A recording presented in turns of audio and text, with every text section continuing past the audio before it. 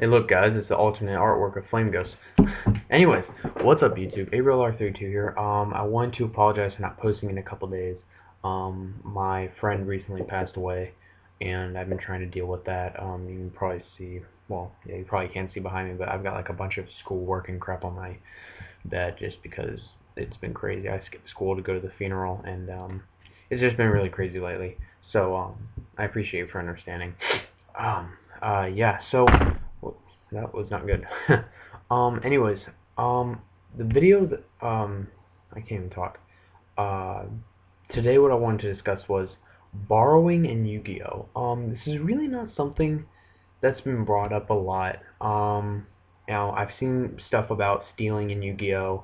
Buying collections from, people, like $800 worth of stuff or whatever, and just trading in general, how to make a good profit. But I've never actually seen borrowing in Yu-Gi-Oh! And I am going to use your name, just not your last name. Ray. He's friends with Jonathan Barber.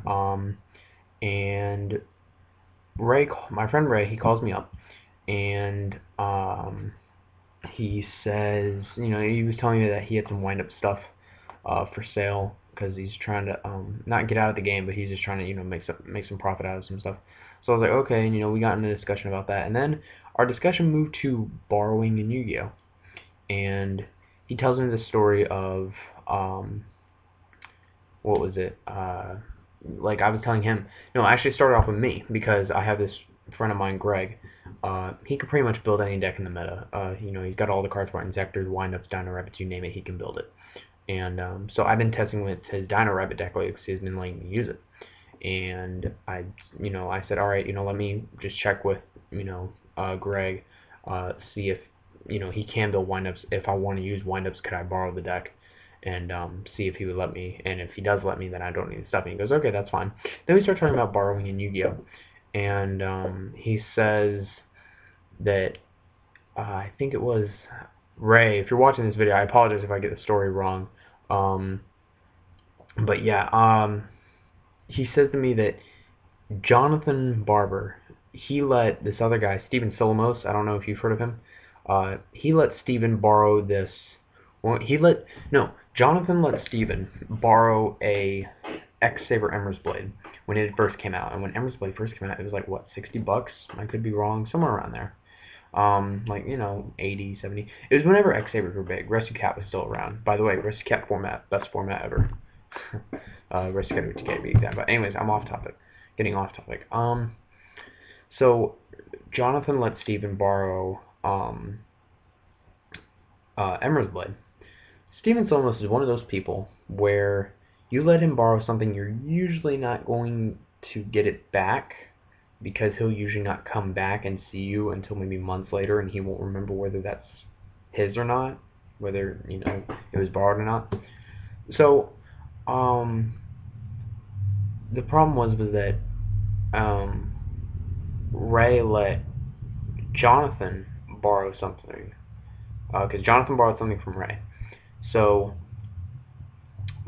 Jonathan says to Ray, have you seen my Ember's Blade? And he's like, no, I haven't. I thought you lent it to Steven. And he's like, hey, that's right. And so Jonathan talked to Steven and said, hey, you have my Ember's Blade. He goes, that's not my Ember's Blade. And blah, blah, blah, blah, blah, blah. You see where I'm going with this.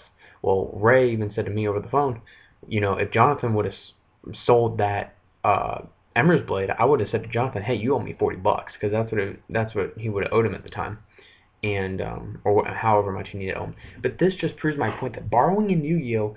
Can spiral out of control really, really fast. And that's why I even said to Ray, I said, this is why I don't let people borrow any of my stuff unless if it's like a mat or something. If you're letting someone, okay, let's take this as an example. It's kind of like if you lose something in Yu-Gi-Oh! If you lose something at locals, you're probably going to find it unless if the guy that's sees your stuff, takes it, and then leaves the shop, then you're pretty much screwed. At a regional, yeah, you've pretty much lost your stuff if you did lose your stuff, because someone's more than likely going to steal it if it has stuff worth of value in it, and then leave the hotel or wherever you're playing. At a YCS, same thing. You lose your stuff, you're kind of screwed.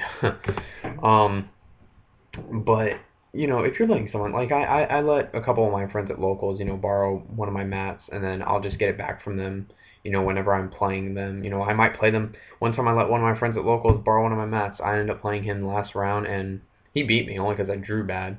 But then I got the mat back from him after our match, and I was like, hey, thanks and whatever.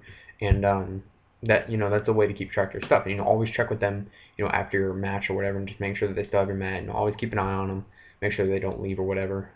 And obviously you can't do that while you're playing, but that's why I usually don't let people borrow my stuff. Um, so in my opinion, it's better to not let people borrow a lot of stuff. You know, um, if you're gonna be if you're gonna let someone borrow something, stay in the vicinity of that area. Don't leave, then come back, leave, come back. Like every 10 to 15 minutes, because then you're more than likely not gonna get your stuff back because either they're gonna run off with it or they're gonna completely forget. So, not really a rant video. I mean, just more of a discussion video. I want to know what you guys think about borrowing in Yu-Gi-Oh! In general. If you have any crazy stories to tell about, borrowing or whatever, leave them in the comments down below. I would love to see your stories. And please subscribe, rate, comment. Don't add me as a friend. That's been pissing me off lately. I don't know why. Also, Dueling Network. I know I've been mentioning it a lot, but I've never mentioned my account name. If you want to friend me, my screen name is SWAGGER96. Swagger96. You've probably seen me online, or I may have trolled you with one of my decks. Or I could have gotten pissed off at you when I was in a bad mood or something. I don't know. And if you do want to play me, just add me as a friend, send me a private message, just say, hey, this is so-and-so, I'm one of your subscribers, or hey, I saw your YouTube channel, blah, blah, blah, blah. And as long as you're not running an anti-meta gay deck, I will play you. And as long as you're good, I will play you. No, but usually I'm just testing on Dueling Network, just, testing whatever. I've been testing Dino Rabbit a lot lately, so if you don't mind playing against Dino Rabbit, or anything against the meta, then, come on out and play me. But yeah, Swagger96, send me a friend request. I've been using the Chaos Sorcerer profile picture, but whenever you look me up on Dueling Network, you'll see the Blue Eyes White Dragon with the Earth behind it, and yeah, that's my picture. And also in my screen note it says, check out my YouTube AVRLR32, and I don't think it says Ancod XP96 yet. I'm not sure. I think it just says check out my YouTube AVRLR32, and once you see that, add me as a friend or send me a private message saying hey, so and so, blah blah blah. I'm usually on. I try to be on a lot. I know I like to get on there and just, do whatever. By the way, before I end this video, like I said, let me know about what you think of borrowing in the description down below. And also, for the love of God on Dueling Network, if you're playing me, for the love of God, do not affect Valor my Rescue Rabbit, because it does not work. If I call priority on Rescue Rabbit to banish it, banishing is a cost. The only thing that you can do to Rabbit in that perspective is to max C me. You cannot affect Valor me. Okay? Thank you. That is it for this video.